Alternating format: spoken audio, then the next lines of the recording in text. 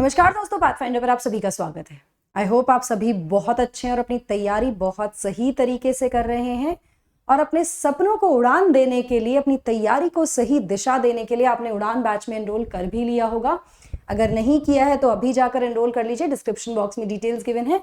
आपको सिर्फ मेरा कोड यूज करना है NDLive10 फॉर दैट। दोस्तों, सुप्रीम कोर्ट में वकालत करना या सुप्रीम कोर्ट का लॉयर होना अपने आप में एक बड़ी बात है। ऐसे में अगर किसी एडवोकेट को सीनियर एडवोकेट डेजिग्नेट करना हो तो ये उससे भी बड़ी बात है कि वो सीनियर एडवोकेट हैं। अब किसी भी एडवोकेट को ये सीनियर एडवोकेट का डेजिग्नेशन ऐसे ही नहीं मिलता। There are certain guidelines for that. हाल ही में ऑनरेबल सुप्रीम कोर्ट ने 2017 में दी गई अपनी गाइडलाइंस को रिविजिट करते हुए कुछ उनमें संशोधन किए हैं, कुछ उसमें बदलाव किए हैं। आज के सेशन में हम उसी के बारे में बात करने वाले हैं। हम बात करेंगे सीनियर एडवोकेट डेजिग्नेशन के लिए जो नई गाइडलाइंस हैं उसमें क्या क्या कहा गया है और पुरानी जो गाइडलाइंस थी उससे वो कैसे अलग हैं। शुरुआत करते हैं with the new guidelines for designation of senior advocates in Supreme Court. What they say, exactly क्या है वो गाइडलाइंस।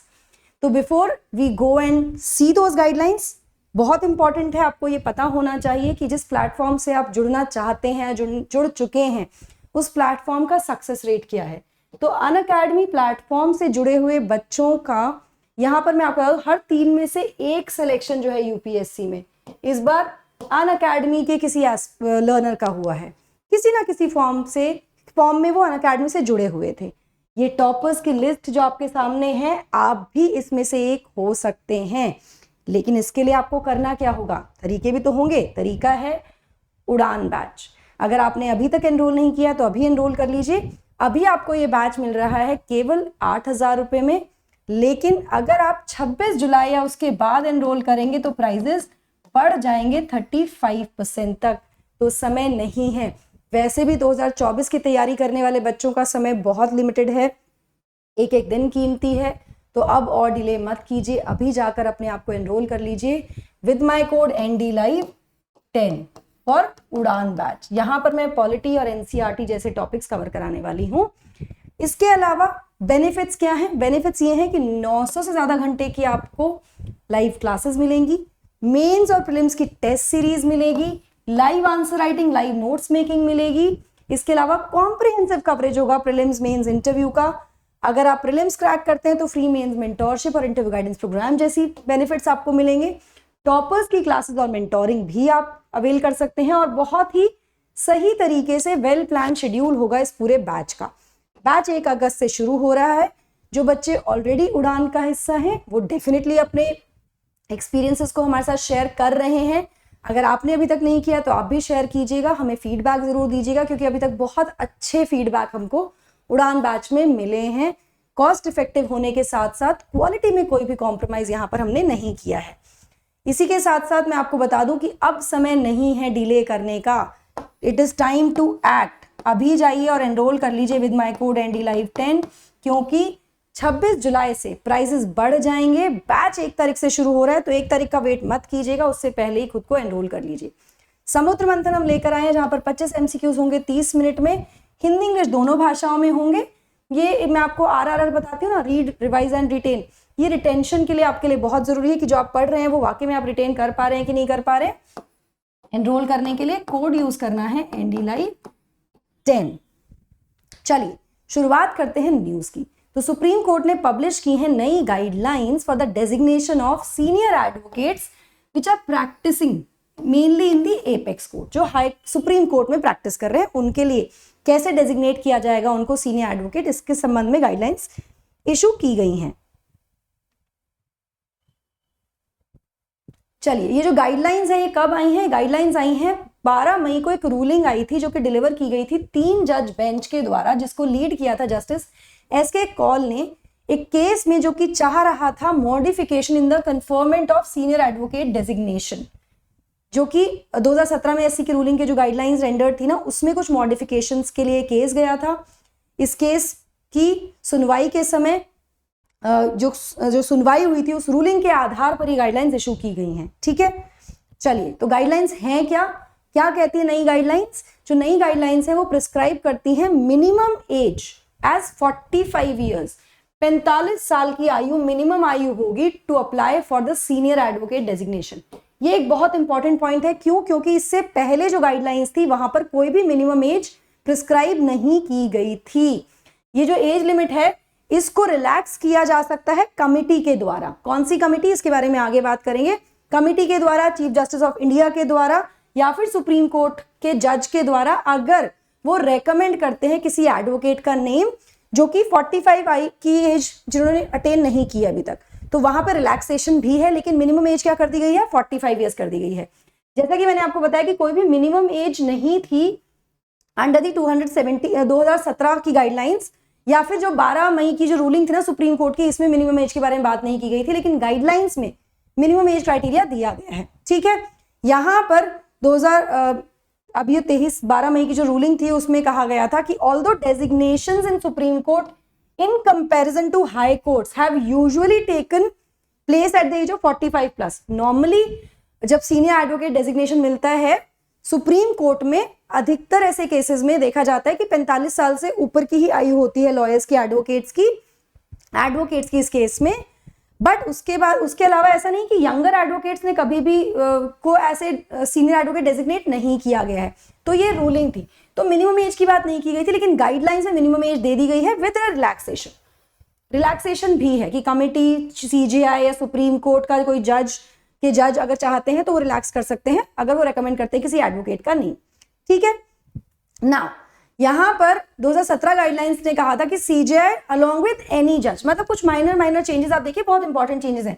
सीजेआई किसी भी और जज के साथ रेकमेंड कर सकते हैं किसी एडवोकेट का name for designation of the senior advocate, लेकिन 2023 की गाइडलाइंस में स्पेसिफाई कर दिया गया है कि सीजेआई अलोंग विद एनी जज ऑफ सुप्रीम कोर्ट के ही कोई और जज होने चाहिए सीजेआई के साथ, जो कि रेकमेंड करेंगे in writing the name of an advocate for designation of senior advocate. ठीक है, तो ये बदलाव आया है। प्रीवियसली जो गाइडलाइंस थी उसमें 15 मार्क्स सेट असाइड कर दिए गए थे फॉर पब्लिकेशंस, कि कोई लॉयर है, कोई एडवोकेट है, उन्होंने कुछ अपने आर्टिकल पब्लिश किए हैं, उनके एकेडमिक आर्टिकल्स हैं, एक्सपीरियंस है एक्सेट्रा, उसके लिए 15 मार्क्स उनको मिलेंगे क्राइटेरिया।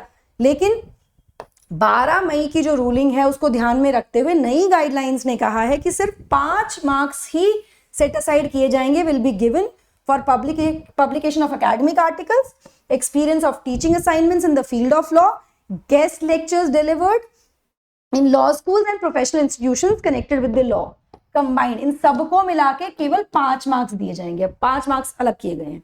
ठीक है, ये एक मेजर डिफरेंस आया है।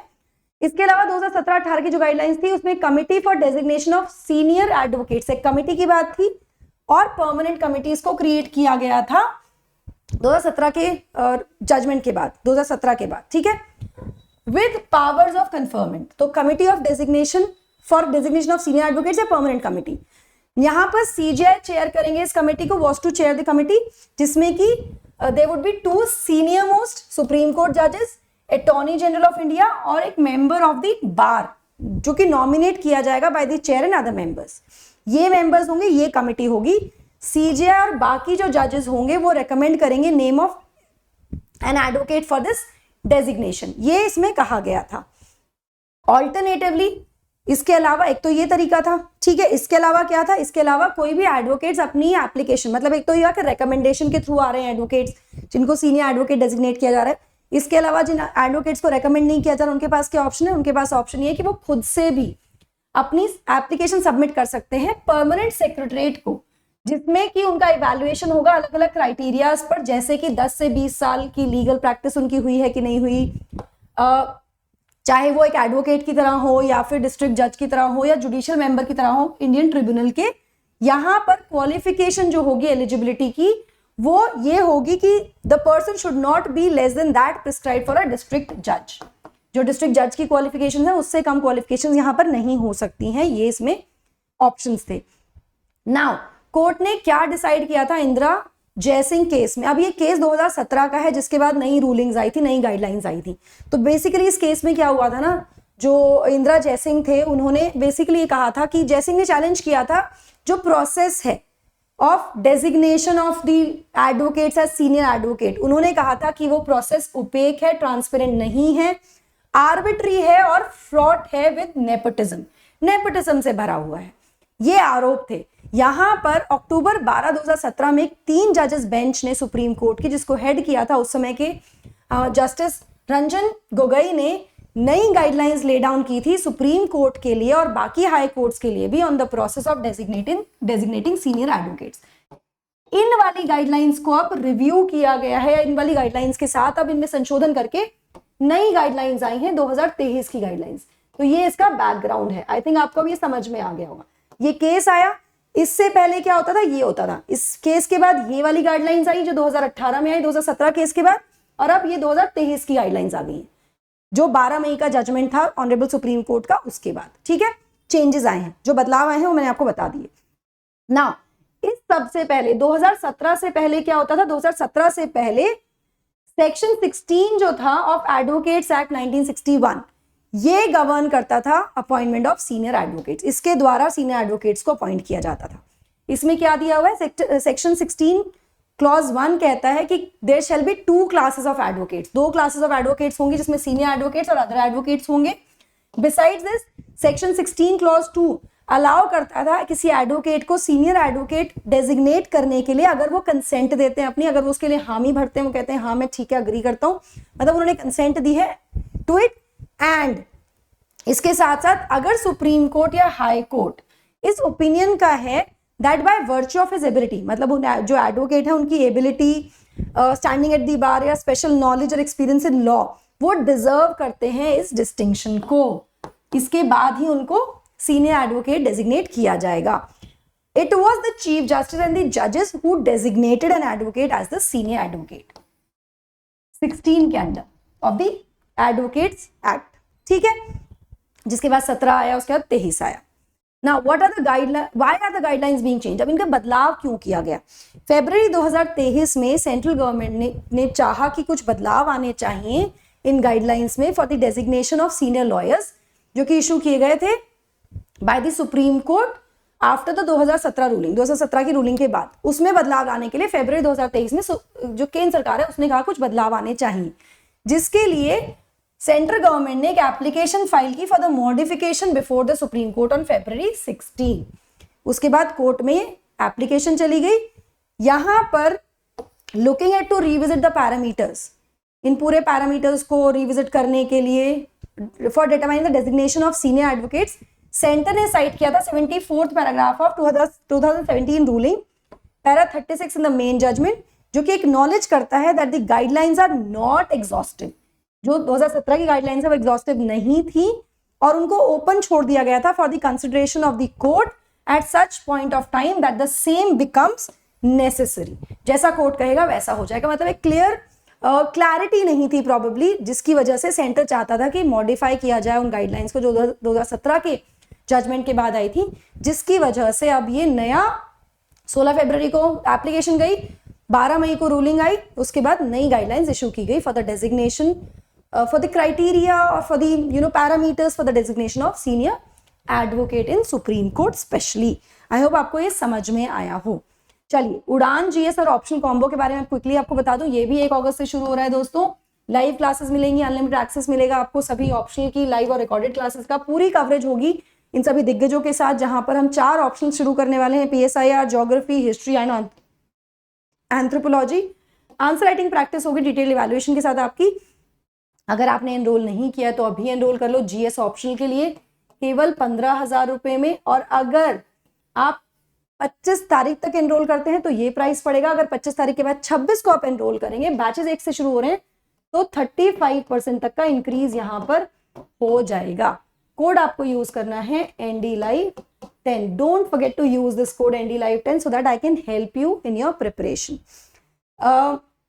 PDF आपको मिल जाएगा डिस्क्रिप्शन और कमेंट्स में। हमें रीच आउट करने के लिए आप डिस्क्रिप्शन बॉक्स में दिए गए फॉर्म को फिल कर सकते हैं, ताकि हम आपकी जो भी क्वेरीज है उनको रिजॉल्व करें।